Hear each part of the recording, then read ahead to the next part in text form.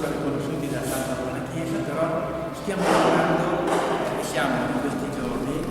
per quest'anno jubilare. I fratelli miei che poi sono qui e sono in San Pietro all'Angelus del mercoledì, all'Andenza del mercoledì, all'Angelus della domenica, e facciamo servizio sabato e domenica a San Paolo fuori le mura.